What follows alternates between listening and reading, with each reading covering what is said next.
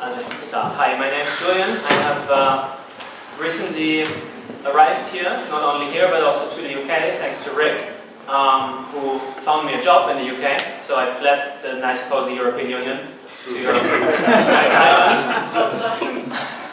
And yeah, I'm from Berlin, but I'm actually from Hanover, and our prince from Hanover is somewhere down the succession. Dave doesn't really know how far exactly. I say it's like not that far, but they're like somewhere in the hundreds. Yeah, so if the UK gets wiped out, we'll probably move up and become king of a charred rock or something.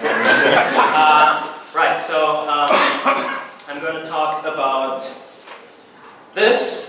So again, thank you, Rick. Can I talk about English? Not English. I can do that as well. I can give a lecture about this. I'm going to talk about this. Thank you, Rick. You're a great recruiter, and you're also good at copy pasting. So this is what I put in my email as one of the choices of what I can talk about, and he copied it, including the comma. So thank you. Where is he? Oh, damn it. Okay. Well. So yeah, I'm going to talk about how to work with a database in your unit tests when you have like a larger test suite. My example has one test, but that's okay. So, wrong way. So, let's make some assumptions. We have an existing code base, and there's an application that uses a MySQL database. Actually, we're going to use SQLite, but let's just assume there's MySQL or PostgreSQL or whatever. I'm going to be using a Modulicious application in here, Modulicious Lite, and there are lots of tests, namely one. That test uses test module. Right, so the tests might, for example, use a remote database or the same local database as the production because, well, we didn't know any better. And that makes it very slow, it makes it inflexible, it's kind of error prone, and if you have more than one person working on it, especially on a remote database, at some point things break, right? They overwrite each other or you end up hitting production data. It's just not very good. And then if you're on a remote database, try working on this when you're on a high-speed train in Germany and there's internet sometimes. It doesn't really work very well. So yeah, we need to change that. And this is a basic app. I think this is readable. I'll try to make it a bit bigger. That doesn't work either. Okay, you'll have to read it like this. So essentially it's a Modulicious Lite app. It has a state feature, it has uslib, and then there's a get slash. And it grabs something from the database. There's a DB. Can you see this? Yeah, there's a DB helper, and then there's a results at foo, and there's a last. I hacked that in. It's like it basically gets the last row in the database, in the table, and not the first. And then it gets the message. And this is how it gets the database. Simple helper. It just basically connects the database, and it uses a fixed DSN and the username and the password, right? Because legacy or whatever. And right, so this is the second endpoint that adds a message. Just basically takes a parameter and adds it. So the app is really stupid. It just shows the latest message. And if you add a new one, it shows the newest, latest message. It's just an example. That's what I just said. I wrote those slides today because I don't have internet at home yet. Sorry about that. So let's see if the live demo works. Hello world. So I just get basically /localhost and it says hello world. That's my first message. Right. So great. Wrong way. Okay. Let's look at the tests. So I ran some tests. Essentially went proof-ls team, and it runs one test, and the test basically gets the test gets the data, it gets the website, and just checks if there's hello in it, and then it also checks, like it changes the message to something else and checks again. That's all. It's a really simple test, but there could be, of course, a way bigger test suite. Good, but what happens if we run that same test again? Now it breaks because it changed in the last run. It changed the message, which we can actually look at here. So if I go here and I go add foobar, the message is now foobar because it always fetches the latest message, right? So very simple. But now the tests fail, and that's of course crap. So essentially this is just a simulation for if you have your tests somewhere else. but I think it nicely shows it. So what can we do about that? Essentially, we've run those tests. We've changed production data. I'm going to try to run the tests. I'm not sure if this is going to work. They failed already because I did the foobar already in production. But if I go here, it will now say unit test because it's the same database, right? And we don't really know how to. We assume the developer didn't know how to use a different database. So what can we do about that? First of all, we need to make the database settings configurable. And in Modulicious, there's this config plugin that you can use for that. So you basically tell it to load the config plugin, to put that into a config hash, and then you use those. Pretty obvious. So now the configuration comes from there. And that's the config file. It's a simple Perl hash. Looks like data created it or something. It's just the DSN, the username, and the password. That's pretty straightforward. And in any other web application framework, it would be fairly similar. So next, I'm going to create a temporary config for my unit test. And in order to do that, I'm going to take the proof utility and I'm going to subclass it, because proof really is just a script that calls appproof. And without the comments, it's essentially this.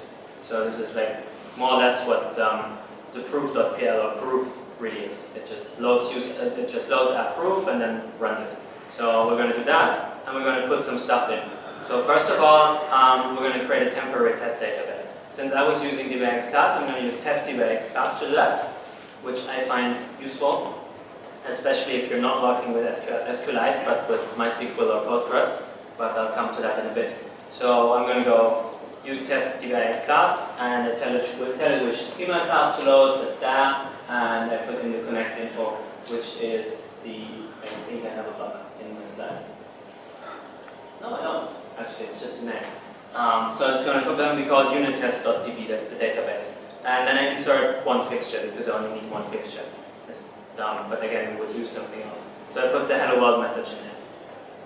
And I need to build the config hash. So the test.dbx class gives me a keyword schema, which returns the schema object of the database it just created.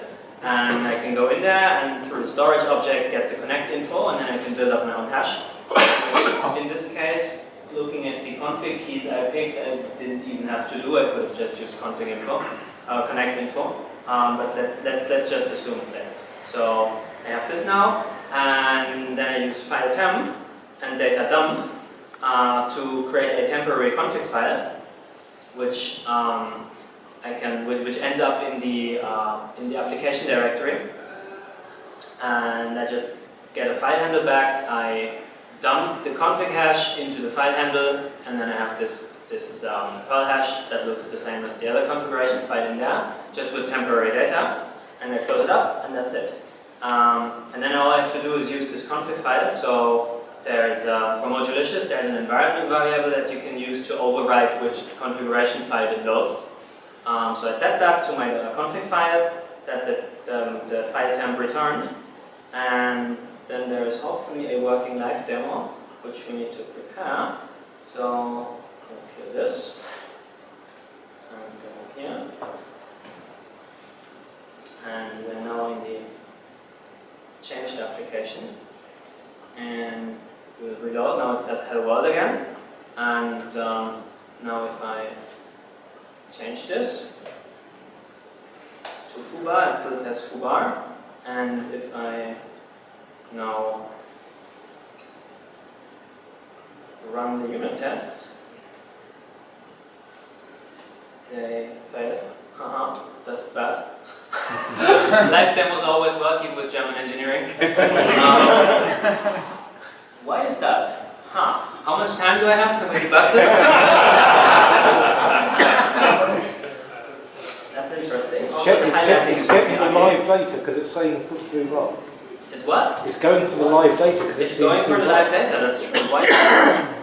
Didn't pick up your Do you need to config. run local proof? Yes, I do. Thank you. Well spotted. That was all planned, Yeah, obviously.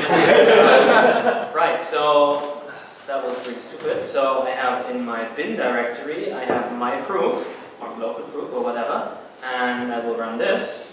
and on T, and it's green.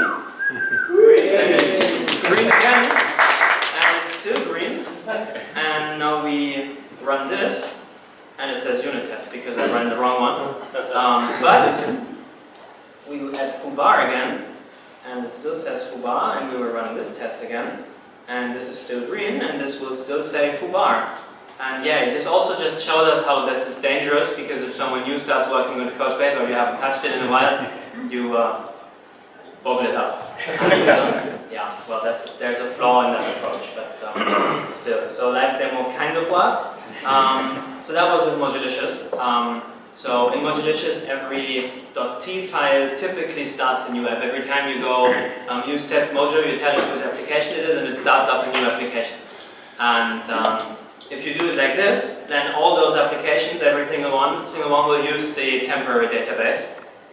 And you can in your test files actually use $t appdb to get the schema object out, or whatever. I mean, if there's a handle like that. So whatever helper you have, you can call it, and then you get the schema object, which is quite useful if you want to do actually, like if you want to check in the database if the application did something or did not do something.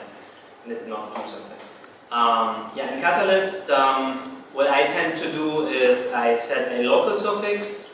I either set a local suffix and create a temporary file, or I have a complete unit test configuration file. That's like my app something _ unit test.json or whatever, and then I can use placeholders that come with Catalyst plugin config loader, something like __env parentheses. I wrote that from memory. I think it's correct.